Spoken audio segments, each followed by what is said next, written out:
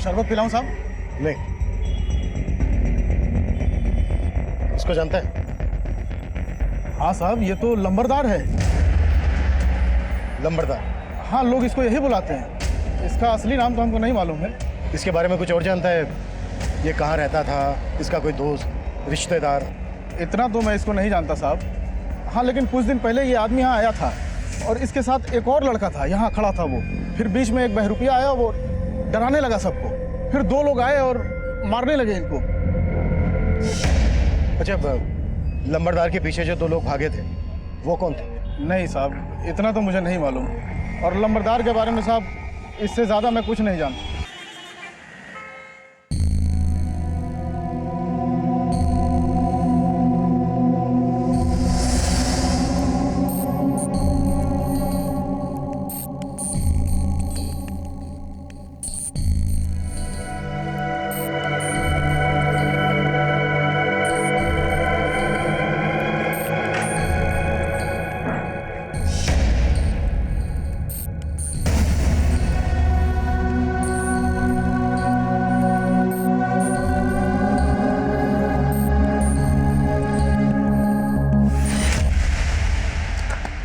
क्या ये? कहां से आया?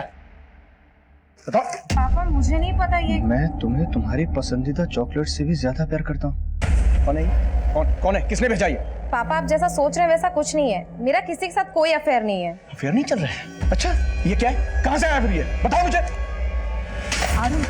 अब हो गई तसल्ली? मुझे बेवकूफ समझा है? तुम्हारे गिफ्ट फेंकने से मैं ये मान लूं कि तुम्हारा कोई चक्कर नहीं चल रहा है? पापा, आपको जो समझना है आप समझिए। तंग आ गई हूँ मैं आपसे। आरोही, आप ना बात का बतंगड़ बना देते हैं। ऐसे पेश आते अपनी बेटी से, तभी वो कोई बात हमसे शेयर नहीं करती।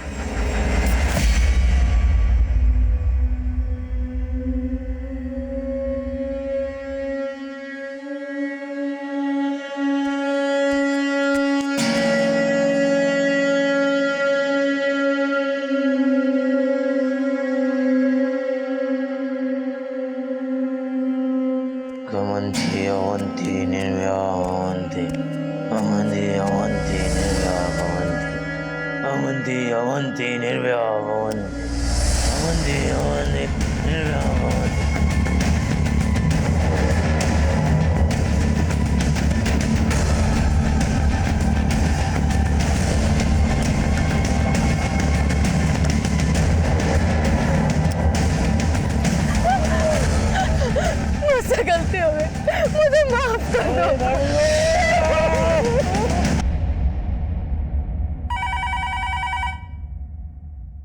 हेलो,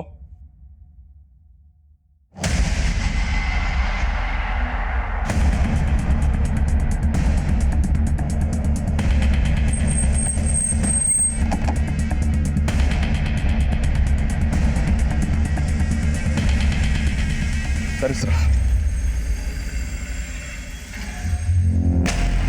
बहुत ब्रूटल मर्डर है सर।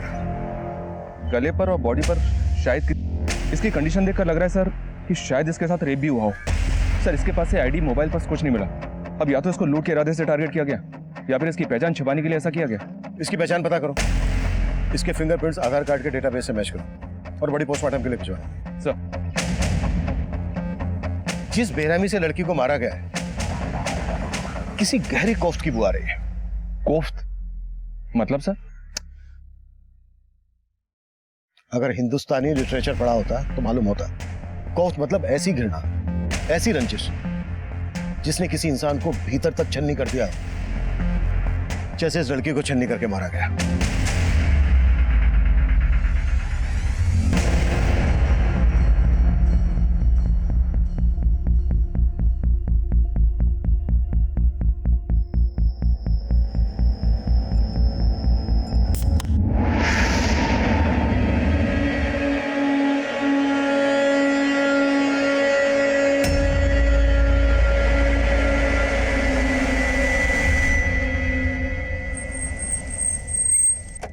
नमस्कार, मैं senior inspector Abhimanyu Jindal, crime petrol Dastak में आप सभी का स्वागत करता हूं। आज जो केस मैं आप लोगों के सामने रखने जा रहा हूं, यह केस पिछले साल मेरे पास आया था। उस वक्त लग रहा था यह महज एक मर्डर केस है, लेकिन इस केस की तह में कई गुनाहों के राज छुपे थे। इस केस में जिस लड़की ने अपनी जान गंवाई थी, हम उसकी पहचान पता कर रहे थे, लेकिन इस केस में कई चेहरे ऐसे भी थे जो हमारी नजर से कोसों दूर थे।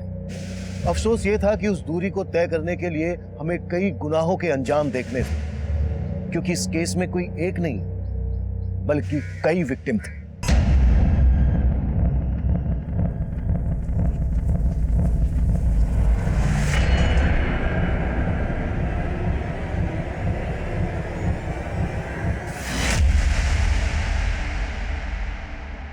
क्या कर रहा है ये? वीडियो बना रहा है? देख। तेरा ये वीडियो मैं डिलीट ही कर दूंगा। फोन दे मेरा, साले मुझे मारेगा, मुझे मारेगा। रुक साले, तेरे को तो मार दूंगा मैं। साले, तेरे को तो मार दूंगा मैं। रुक जा। अरे छोड़, मैं मार दूंगा उस साले को। ये वीडियो बना रहा था आपका। साले रुक। तुम जाओ यहाँ से, वरना ये कुछ भी कर सकता है।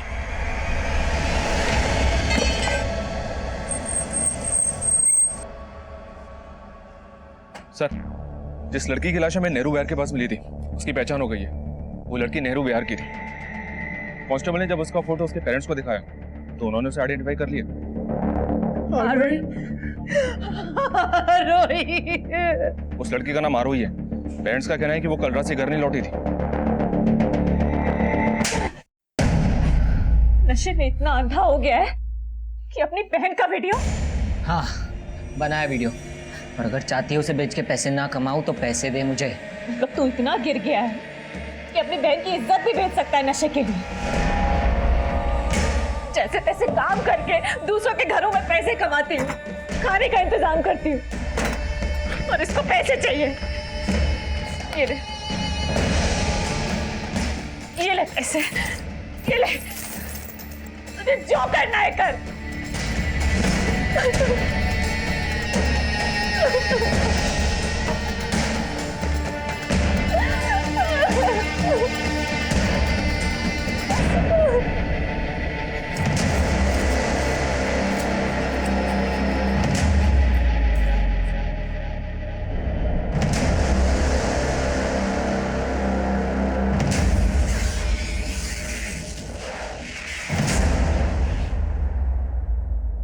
आप लोगों की या आरोही की किसी के साथ कोई दुश्मनी थी?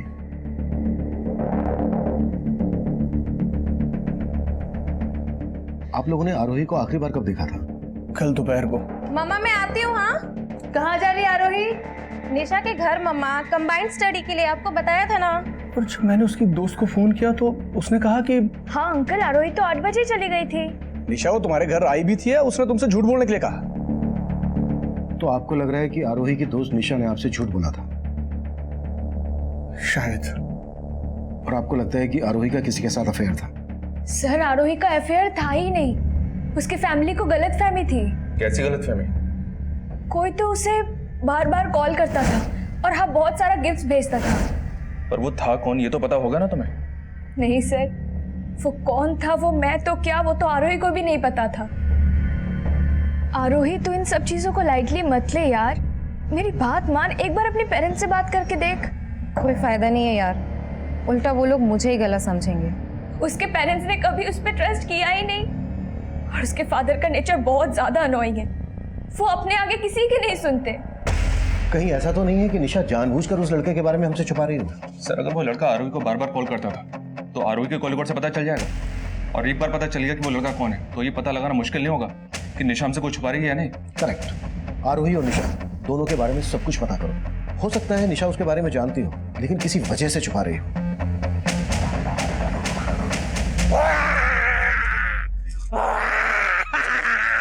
बम्बोले, बम्बोले, डर मुझसे। मैं डरता नहीं, मैं डराता हूँ। और क्या साले, क्या फर्जी बाबा बना फिरते हैं? अब मैं डराऊंगा कैसे? डराना है? चल मेरे साथ चल। अरे चल ना, मैं बताता हूँ तुझे किसको और कैसे डराना। नहीं नहीं चल ना, चल ना। सर, आरोही के कॉल रिकॉर्ड में एक नंबर मिला है और ये नंबर किसी आलिम नाम के लड़के का है। मतलब ये वही लड़का है जो बार बार आरोही को कॉल कर रहा था? जी सर। लेकिन सर निशा के कॉल रिकॉर्ड में आलिंद का नंबर नहीं मिला और ये नंबर पलवल के एड्रेस पे रजिस्टर्ड है।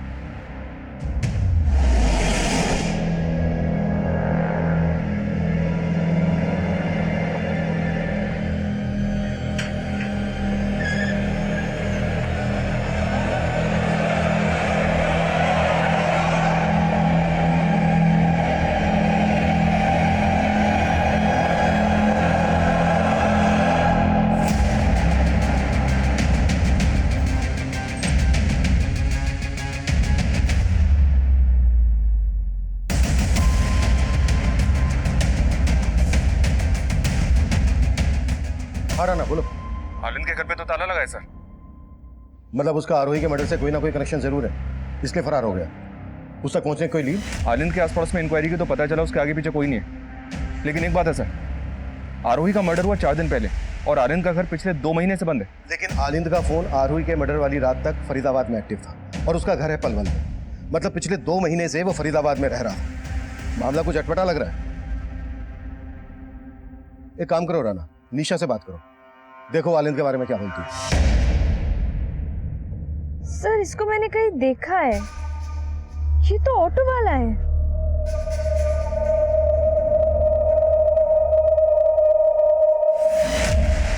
ऑटो वाला?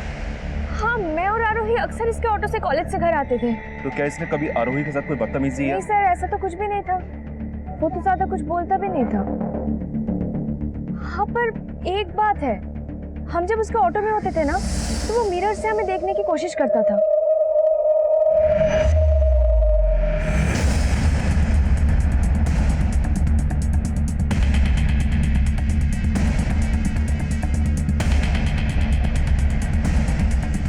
सर फरीदाबाद के ऑटो स्टैंड पे हमने आलिंद के बारे में पता किया। वो वहाँ 2 महीने पहले से ऑटो चला रहा था और आरोही के मर्डर के बाद से ही गायब है। वो फरीदाबाद में कहाँ रह रहा था, किस किस से मिल रहा था, कुछ तो पता चला होगा? नहीं सर, यहाँ उसके बारे में कोई कुछ नहीं जानता। हैरानी की बात तो यह कि आलिंद एजुकेटेड था, बीटेक कर रखा था उसने। पलवल से पढ़ा लिखा लड़का जिसका पलवल में अपना खुद का घर था, वो फरीदाबाद में ऑटो चलाए। ऐसा कोई पागल प्रेमी कर सकता है। ये जरूर आरोही से एक तरफा प्यार करता होगा और उस रात इसने आरोही से अपने प्यार का इजहार किया होगा। और मतलब सर वो कोफ्त इस सिर्फ आशिक आलिंद की थी? कोफ्त जब प्यार मोहब्बत की हो तो कभी कभी उसके साथ जुर्म भी दस्तक देता है और ये दस्तक आरोही को रोजाना मिल रही थी। चूक आरोही के माता पिता से भी हुई थी और आरोही से भी हुई थी। ये चूक क्या थी, क्यों हुई थी, ये एक बड़ा सवाल था। इसका जवाब उस वक्त हमारी सोच से परे था। उस वक्त हम आलिंद को ढूंढ रहे थे और तभी एक साथ कई और अपराध इस केस की फहरिस्त में जुड़ने को तैयार खड़े थे। सुनिए, आपने मेरे भाई जग्गी को देखा क्या? भाई देना यार। ये चाहिए? जा पहले पैसे लेकर। भाई बोलता हूँ ना अगली बार दे दूंगा पैसे। पहले पैसे लेकर आ। बोल रहा हूँ ना अगली बार दे दूंगा पैसे तेरे को। बोल रहा हूँ ना अगली बार दे दूंगा पैसे। देना यार। है भाई, मेरे को क्यों नहीं दे रहा है तू? देना यार। अबे रुक तो, रुक। मारेगा उसे, मर्डर बनेगा। मुझे मार, मार मुझे। चल यहाँ से। सर आरोही की पोस्टमार्टम रिपोर्ट, हमारा अंदाजा बिल्कुल सही था, इसका रेप भी किया गया था। पोस्टमार्टम रिपोर्ट के हिसाब से 9-10 सूत लंबी लोहे की कील जैसी किसी नुकीली चीज को इसकी बॉडी में 5-6 इंच गहराई तक बार बार घोंपा गया। मौत की वजह एक्सेसिव ब्लीडिंग। 9-10 सूत मोटी नुकीली चीज, ये ऐसा क्या हो सकता है जिसे मर्डर वेपन बनाया गया? बोला दूंगा साहब।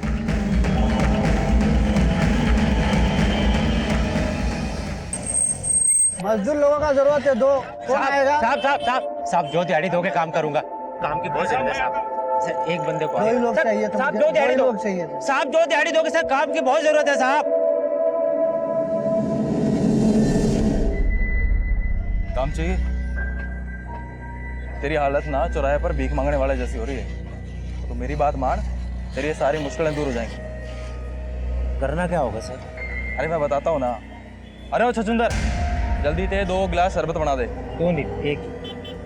अरे मैं पिला रहा हूँ ना यार, मौज कर। ये देख रहा है, जल्दी करना। देख, मैं तेरी फटी किस्मत सिलने वाला, लेकिन उससे पहले ना तुझे तेरी ये ईमानदारी और ये शराफत छोड़नी।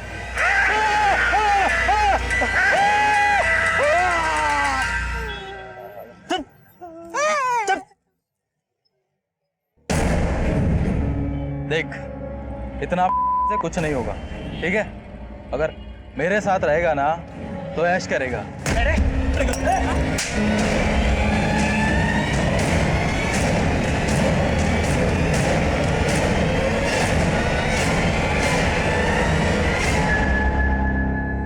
आरोही की बॉडी पर जिस मोटाई का घाव थे, उसके हिसाब से आइस ब्रेकर सबसे नजदीक वेपन है। हो ना हो किलर ने आइस ब्रेकर का इस्तेमाल किया होगा। लेकिन सर, ना तो क्राइम सीन के आसपास से हमें ऐसा कुछ मिला और ना ही आलिन के घर से। राणा, इस एरिया में जिन जिन हार्डवेयर शॉप पर आइस ब्रेकर मिलते हैं, सब पर आलिन की फोटो घुमाओ।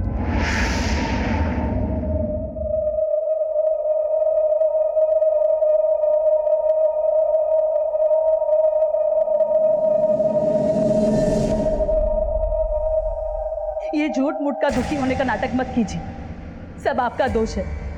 आपने कभी मेरी आरोही पे भरोसा नहीं किया। वंदना, मैं मानता हूं मुझसे बहुत बड़ी गलती हो गई। गलती? अरे मेरी आरोही नहीं रही, और ये गलती नहीं गुनाह है।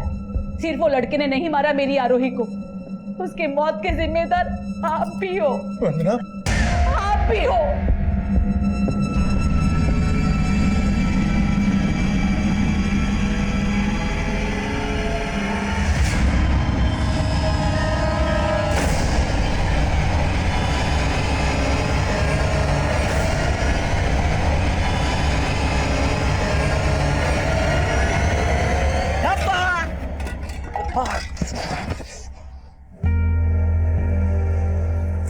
दर्द हो रहा है भैया, मुझे माफ कर दो भैया। सारा खाना गिर गया, घर में फूटी कोड़ी भी नहीं है। पर वो लंबरदार तो आपको काम दिला रहा था ना भैया। नंबरदार अच्छा आदमी नहीं है, उसके साथ नहीं करना काम हमें। कहीं ना कहीं से पैसों का इंतजाम हो जाएगा, तू परेशान मत।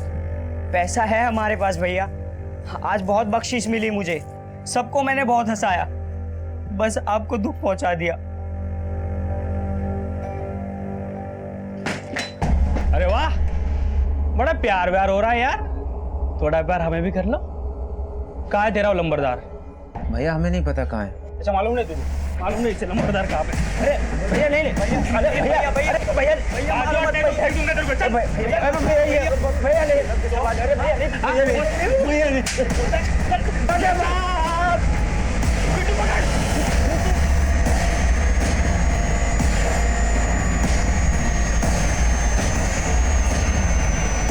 डरो मत भैया, मैं हूं ना।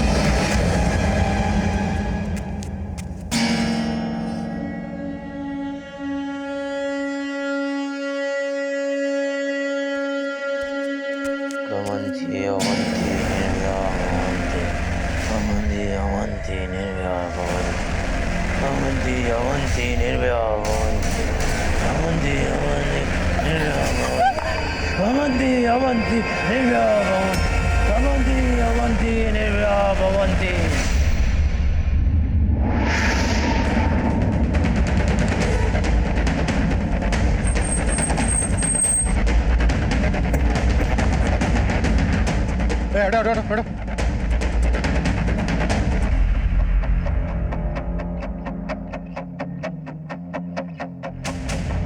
सर, इसके पॉकेट में तो कुछ भी नहीं। लेकिन मारने का तरीका सेम है जैसे आरोही को मारा गया। इसे भी किसी पतली और नोकीली चीज से घोप घोप कर मारा गया है। सर यहाँ भी उसी तरह का बियर कैन मिला है जैसा आरोही की लाश के पास से मिला था। मतलब साफ है, आरोही और इसका किलर को एक ही है। सर इस आदमी के बारे में पता चला है कि इसे अक्सर लेबर चौक के आसपास देखा गया था। लेबर चौक? बॉडी पोस्टमार्टम के लिए भिजवाओ, हम लेबर चौक जाते हैं। सर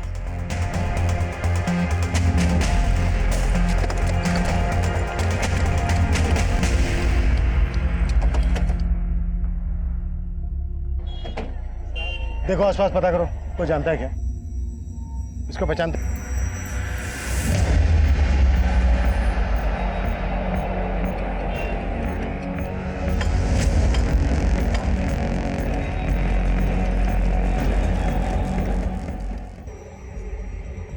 शरबत पिलाऊं साहब? नहीं। इसको जानता है? हाँ साहब, ये तो लंबरदार है। लंबरदार? हाँ, लोग इसको यही बुलाते हैं। इसका असली नाम तो हमको नहीं मालूम है। इसके बारे में कुछ और जानता है? ये कहाँ रहता था? इसका कोई दोस्त, रिश्तेदार? इतना तो मैं इसको नहीं जानता साहब। हाँ, लेकिन कुछ दिन पहले ये आदमी यहाँ आया था और इसके साथ एक और लड़का था, यहाँ खड़ा था वो। फिर बीच में एक बहरूपिया आया, वो डराने लगा सबको। फिर दो लोग आए और मारने लगे इनको। अच्छा, लंबरदार के पीछे जो दो लोग भागे थे वो कौन थे? नहीं साहब, इतना तो मुझे नहीं मालूम। और लंबरदार के बारे में साहब, इससे ज़्यादा मैं कुछ नहीं जानता। साहब, ये वही बहरूपिया है साहब, ये वही है साहब।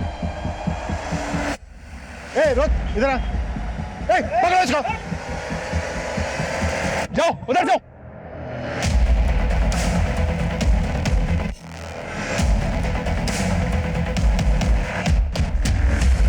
उधर तो नहीं मिला, तुम्हें मिला क्या? नहीं साहब, हाथ नहीं लगा, पता नहीं कहाँ गायब हो गया। राना, इस बेरूपिया का हमारे लिए मिलना बहुत जरूरी है। इसने हमें देखते ही भागना शुरू कर दिया था। मुझे लगता है लंबरदार के मर्डर से इसका कोई ना कोई कनेक्शन जरूर है। और पता करो, आरोही और अलन से इसका कोई कनेक्शन है क्या? हेलो हेलो हेलो, मैं आरोही की फ्रेंड निशा बोल रही हूँ। हाँ निशा बोलो। सर, मेरी जान खतरे में है, मैं आपसे मिलना चाहती हूँ। सर, यही वो जगह है। मैं कल रात उधर से आ रही थी तो कोई मेरा पीछा कर रहा था। फिर अचानक किसी ने मेरी तरफ बियर की कैन फेंकी।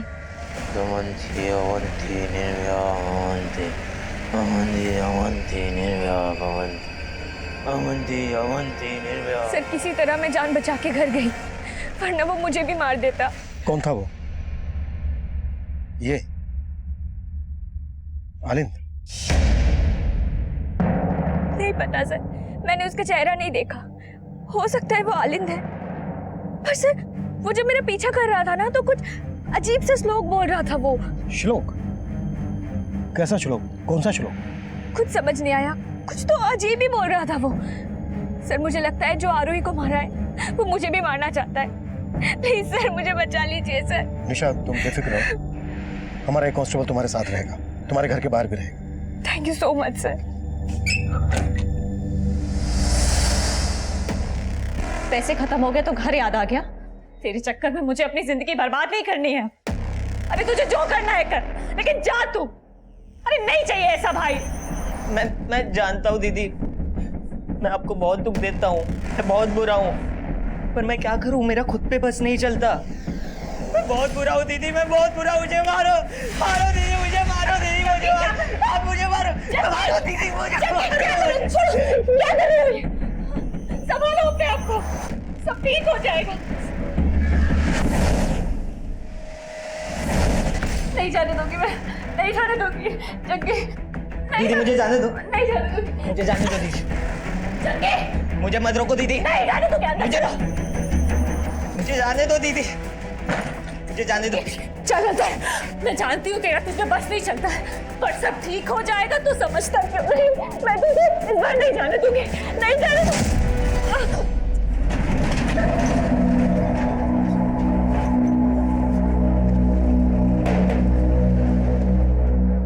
क्या जरूरत थी पुलिस को देखकर भागने की? हमने कोई गलत काम किया जो हम पुलिस से डरेंगे? आपको तो पता है ना भैया, हमको पुलिस को देख के बहुत डर लगता है। और वो याद है ना गांव में हमारे साथ पुलिस स्टेशन में क्या हुआ था?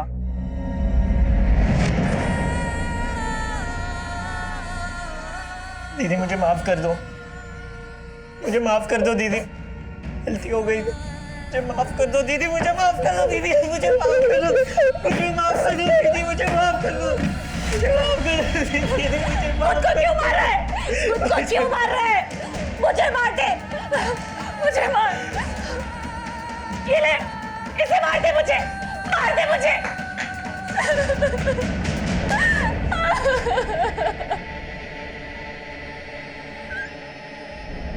सर, हार्डवेयर की कई दुकानों में पता किया मैंने, आलिंद ने कहीं से भी आइस ब्रेकर नहीं खरीदा था। सर गोले वाले ने ये बहरूपिया और ये दूसरे आदमी का स्केच बनवाया है जो लंबरदार के साथ थे। लेकिन सर गोले वाले को उन दोनों आदमियों का चेहरा ठीक से याद नहीं है जिन्होंने लंबरदार के ऊपर अटैक किया था। ये आदमी और ये बेरुपिया दोनों के स्केचेस सर्कुलेट करो, कैसे भी करके पता लगाओ इनके बारे में और आलिंद के बारे में भी। सर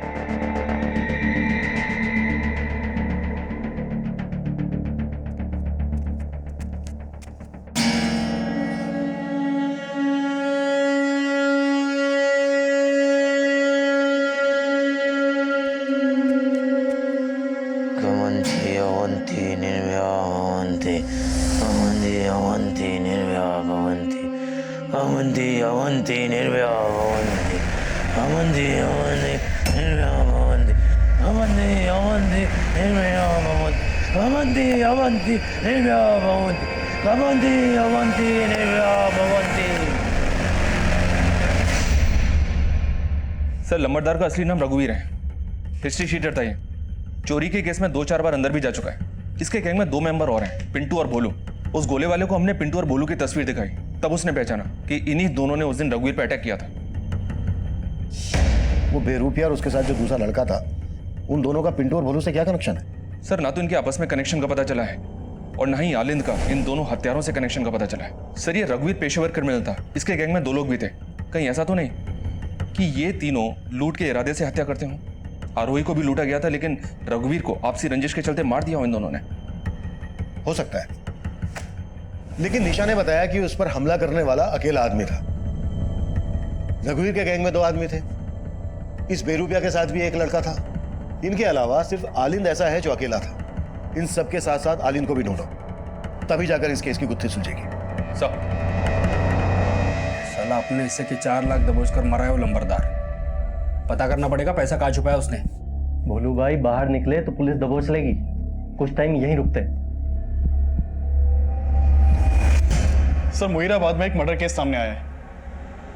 इस आदमी को भी वैसे ही मारा गया जैसे आरोही और लंबरदार रघुवीर को मारा गया था, और इस आदमी की डेड बॉडी के पास भी सेम बियर कैन मिला है। ये किलर अब फरीदाबाद से मुहीराबाद पहुंच गया। कहीं ये सीरियल किलर तो नहीं?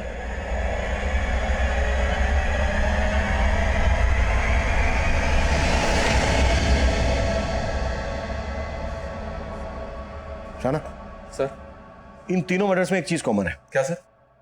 ये देखो, इन तीनों के पैर में काला धागा बंधा है। ये बात हमने पहले नोटिस नहीं की। इसका मतलब किलर विक्टिम्स के पैर में पर्पसली काला धागा बांधता है। करेक्ट। इन तीनों मर्डर्स का किसी ना किसी तंत्र से कनेक्शन जरूर है। हो सकता है तीनों विक्टिम्स का किसी तांत्रिक के आना जाना हो। शाना एक काम करो, आरोही के पेरेंट्स से फिर से बात करो और पता करो कि आरोही का या उनका किसी तांत्रिक से कोई कनेक्शन है क्या।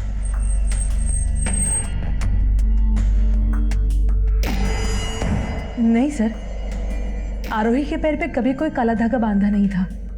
और हमारा और आरोही का कभी तांत्रिक के पास आना जाना नहीं रहा। Excuse me. हाँ सिंह बोलो। सर उस बहरूपिये के बारे में पता चला है। वो अपने भाई के साथ एक झोपड़पट्टी में रहता है, लेकिन अभी दोनों भाई घर पे नहीं है। ठीक है।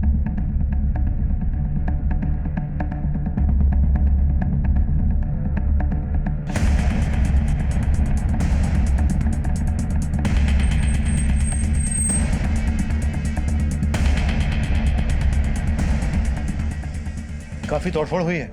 हाँ सर। सर आसपास के लोगों से पूछताछ की। उन्होंने बताया कि कुछ दिन पहले रघुवीर के आदमी ने दोनों भाइयों को जान से मारने की कोशिश भी की थी। सर उसके बाद से ये दोनों भाई कहाँ गायब हैं किसी को कुछ मालूम नहीं है। और सर एक और बात पता चली है, इन दोनों भाइयों के यहाँ एक प्रोस्टिट्यूट का भी आना जाना था। उस प्रोस्टिट्यूट को मैंने थाने बुलवा लिया है। साहब अगर कुछ पूछना था तो वहीं पूछ लेते, यहाँ बुलाने की क्या जरूरत थी? जो पूछा गया है उसका जवाब दो। हाँ साहब, मैं जाती थी उस लड़के के पास, लेकिन वो लड़का था भी कि नहीं ये मुझको डाउट है। तुम उस बेरुपिया की बात कर रही हो? हाँ साहब, एकदम नौटंकी था वो। पैसा देता था मुझे, लेकिन मेरे साथ ही नहीं सोता था। ए, कपड़ा नहीं। तुमको पैसा दिया ना, अब तुम पूरी रात मेरा कर्तव्य देखोगी। हाँ साहब, वो नाच नाच के मुझे अजीब अजीब से करतब दिखाता था, लेकिन उसका भाई चुपचाप बाहर बैठा रहता था। सुन बे, तेरे भाई ने तो कुछ नहीं किया, तू करेगा क्या? और वैसे भी रात भर तो बड़े अतरंगी थे दोनों भाई। ठीक है, तुम जा सकती हो। बड़ी अजीब बात है राना, ये दोनों भाई प्रोस्टिट्यूट को अपने पास बुलाते थे लेकिन इसके साथ कुछ करते नहीं थे, जबकि आरोही के साथ रेप हुआ था।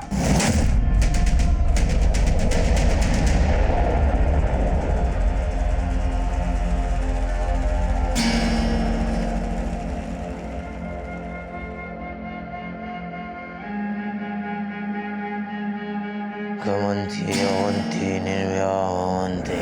Amanti, amanti, nirvya, amanti. Amanti, amanti, nirvya, amanti. Amanti, amanti, nirvya, amanti. Amanti, amanti, nirvya, amanti. Amanti, amanti, nirvya, amanti.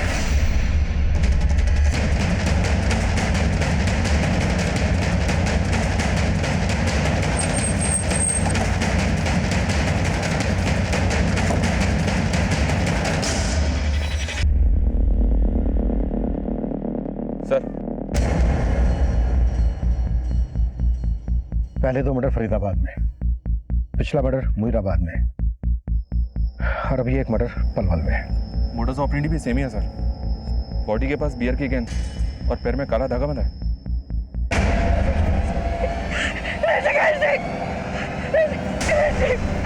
क्या हो गया?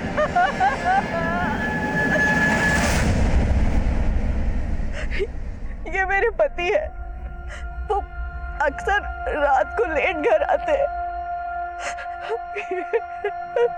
आपके पति की किसी के साथ कोई दुश्मनी थी? नहीं। आपके पति की तरह कई और लोगों के भी मर्डर हुए हैं जिनमें ये हमारे सस्पेक्ट हैं।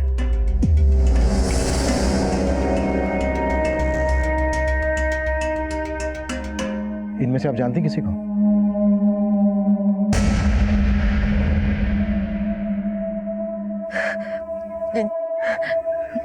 नहीं सर।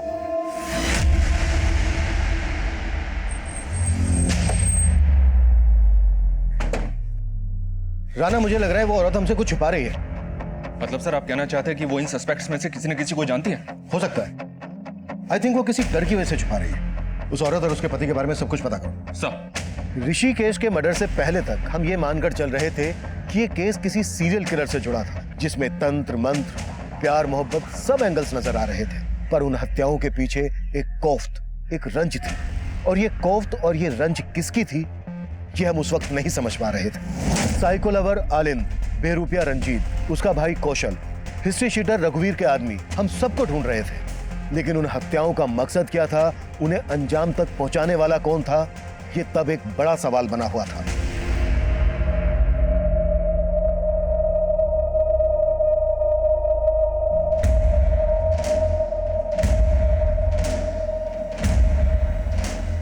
सर, अपने खबरियों से आलिंद के बारे में एक टिप मिली है। वो पलवल में देखा गया और वहां के एक घर में छिपा हुआ है। उठा लो। सर, ऐसे कब तक भटकते रहेंगे भैया? चलो फरीदाबाद में अपने झोपड़े पे चलते हैं वापस। आप सही कह रहे थे, जब हमने कुछ किया ही नहीं है तो हम डरेंगे नहीं किसी से। तू परेशान मत हो, जाए कैसे घर? अभी वो देख। कहाँ जाना है? फरीदाबाद। अरे आ जाओ, बैठ जाओ, भाड़ा बस का ही दे देना।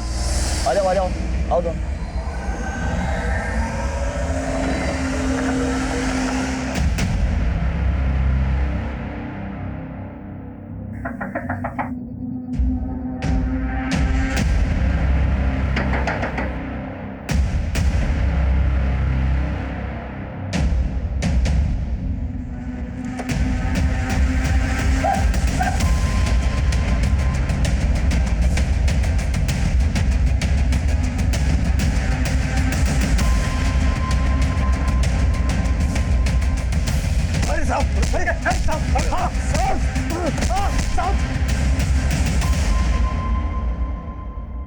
तू ना मेरी समझ में नहीं आ रहा है। तूने बीटेक किया, बीटेक करने के बाद रिक्शा चलाने लगा, और ये मंत्र मंत्र कहां से सीखा तूने? कौन सा मंत्र साहब? अब बोल। मैं तो आरोही के लिए पागल था साहब। उसको देखने के लिए ऑटो चलाने लगा, उसको फोन करके गिफ्ट देके उसके हाँ का इंतजार करता था साहब। लेकिन वो साहब, मैं डर गया था साहब। डर गया था, मैं जानता था कि आप लोग मुझे ही पकड़ोगे, लेकिन मैंने मर्डर नहीं किया साहब। ऐसे नहीं बोलेगा सर ऋषिकेश नाम के जिस आदमी की लाश हमें पलवल हाईवे पे मिली थी, उसके बारे में पता किया मैंने। वो आदमी उस औरत का दूसरा पति था। दूसरा पति? जी हाँ सर, उस आदमी की खुद की अपनी एक फैमिली है बल्लभगढ़ में, पर वहां भी वो रहता नहीं था, कभी कभी मिलने के लिए आता था। सर आलिंद नहीं उगल रहा है कि उसने किसी का भी मर्डर किया है। उसका कहना है कि वो आरोही के अलावा किसी भी सस्पेक्ट या विक्टिम को नहीं जानता है। Hello, what?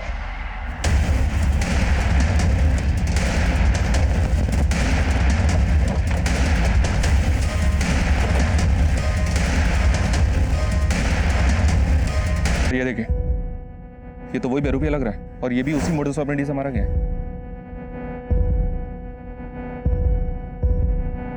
लेकिन इसके पैर में काला धागा नहीं है। सर कहीं ऐसा तो नहीं किसी ने इसका मर्डर करने के लिए उस किलर की मोडस ऑपरेंडी का इस्तेमाल किया? हम तो अब तक इसी को सस्पेक्ट मानकर चल रहे थे। अब इसका मर्डर किसने किया होगा? इसे और इसके भाई कौशल को रघुवीर के आदमी मारने आए थे। कहीं ऐसा तो नहीं है कि कौशल का भी मर्डर हो गया? आसपास चेक करो, कुछ मिलता है क्या? मैं तब तक ऋषिकेश की बीवी से मिलकर आता हूं।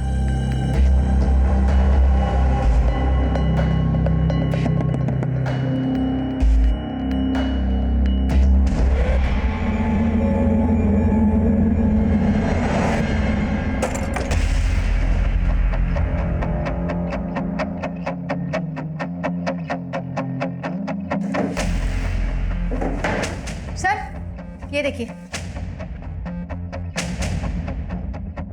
सर जो औरत इस घर में रहती थी वो ऋषिकेश के मर्डर के बाद से ही गायब है, और पड़ोसियों से पता चला है कि वो बहरूपिया और उसका भाई दोनों यहाँ आए थे। वो दोनों इस औरत से मिलने ही आए थे। क्या कनेक्शन हो सकता है दोनों का इस औरत से? सर लोगों को उन दोनों के बारे में कुछ पता नहीं है। ये आदमी इस औरत का पहला पति होगा और ये दोनों इसके बच्चे। रतन फोटो स्टूडियो, बल्लभगढ़ का एड्रेस है। तू मां नहीं है, तू लायर है डायर। तेरे पास नहीं आना चाहिए था मैं।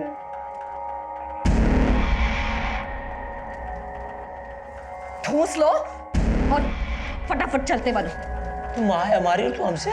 मां नहीं हूं मैं तुम्हारी, तुम दोनों मेरे दुश्मन हो, दुश्मन। फटाफट खा के निकलो यहाँ से। नहीं जाएंगे जब तक हम तेरे उस नए पति से नहीं मिल लेते।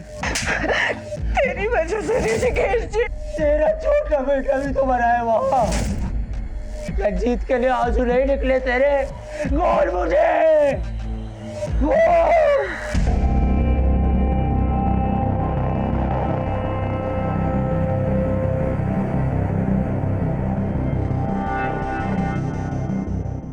सुनो जी साहब। ये होशियार का घर है ना? हाँ साहब, घर तो यही है, लेकिन उसका तो काफी टाइम पहले मर्डर हो गया था।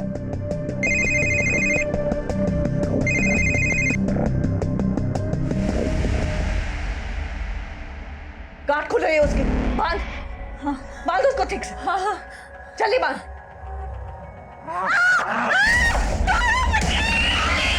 मैं खोलती हूँ तुझे। छोड़ छोड़ छोड़ दियो, ये देख, छोड़ दिया, छोड़ दिया। साहब यही है रश्मि का घर।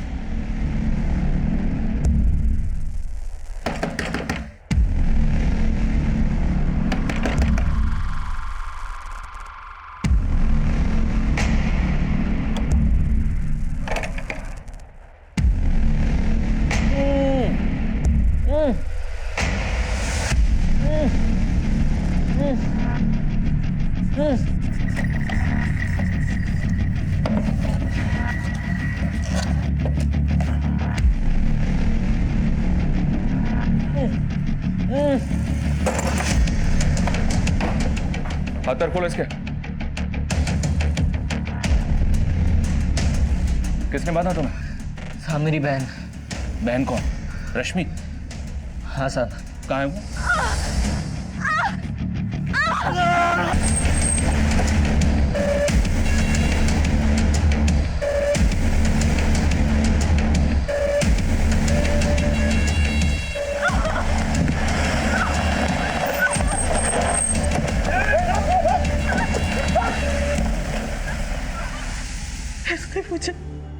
बार विधवा बनाया, पहली बार अपने सगे बाप होशियार जी को मार डाला, ऋषिकेश जी को भी मार डाला।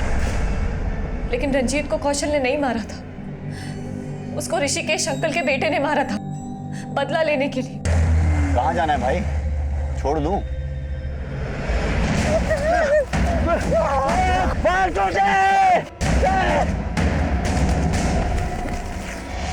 वो कौशल को भी मारना चाहता था सर, लेकिन कौशल किसी तरह से बच गया और मेरे पास आ गया। कौशल और उसके परिवार से रिश्ता क्या है तुम्हारा? सर हम दोनों बचपन के दोस्त हैं। मुझे नहीं पता था सर कि वो रंजीत के लिए इतने सारे लोगों को मार देगा। रंजीत के लिए? हाँ, मैंने रंजीत के लिए अपने बाप को मारा था। मैंने उस लड़की को भी मारा। उसने और उसके दोस्त ने मेरे भाई को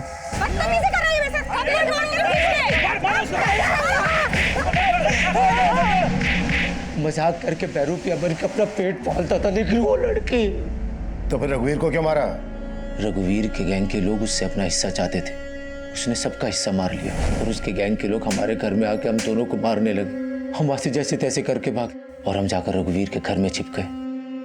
हम दोनों उसके घर में छुप तो गए, लेकिन मेरे अंदर आग जल रही थी, तो मैं अपने अंदर की आग बुझाने के लिए उस लड़की को मारने चला गया और वो बच गई। मैं वापस रघुवीर के घर आया तो देखा मुईराबाद में मैंने जिस आदमी को मारा, ये वही आदमी था जिसने बचपन में पुलिस स्टेशन में मेरे भाई की चड्डी उतारी थी। ये अंदर से भी लौंडिया तो नहीं है, देखा जाएगा। और फिर मैंने अपने सौतेले बाप को भी मार दिया। उसकी वजह से हमारी माँ हमें छोड़कर चली गई थी और उस दिन उसने हम दोनों को जलील भी किया था। खाना क्यों दिया कुत्तों को? फिर मेरे सौतेले भाई ने अपने बाप का बदला लेने के लिए मेरे भाई रंजीत को मार दिया। ये बोल, सबके पैर में जो काला धागा बंधा होता था, उसका क्या चक्कर है? साहब, वो धागे मैंने ही बांधे हैं। जब मैं छोटा था ना, तो मैंने अपने बाप को मार दिया था। तो मुझे एक बाबा ने प्रायश्चित कराया और बोला, तू किसी का भी खून करेगा ना, तो बस ये मंत्र पढ़ देना,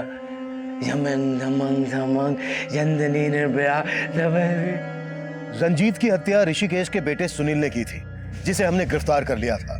रघुवीर गैंग के दोनों अपराधी अभी तक फरार हैं, पर इस केस के प्राइम एक्यूज कौशल का मानसिक संतुलन ठीक नहीं था। उसका बचपन ऐसे वैशी माहौल में गुजरा था जिसने उसका जीवन ही कुंठित कर दिया था, और जब उसने अपने पिता की हत्या का प्रायश्चित करना चाहा, तब वो एक ढोंगी तांत्रिक के अंधविश्वास का शिकार हुआ। इस केस की इन्वेस्टिगेशन के दौरान हमें रश्मि पर हुए अत्याचारों का पता चला और अदालत के फैसले पर रश्मि के भाई जग्गी को रिहैब सेंटर भेज दिया गया। अब मैं सीनियर इंस्पेक्टर अभिमन्यु जिंदल आप लोगों से विदा लेता हूं। आपसे फिर मुलाकात होगी एक नए केस के साथ। देखते रहिए क्राइम पेट्रोल दस्तक। मकसद बताना नहीं, बचाना है।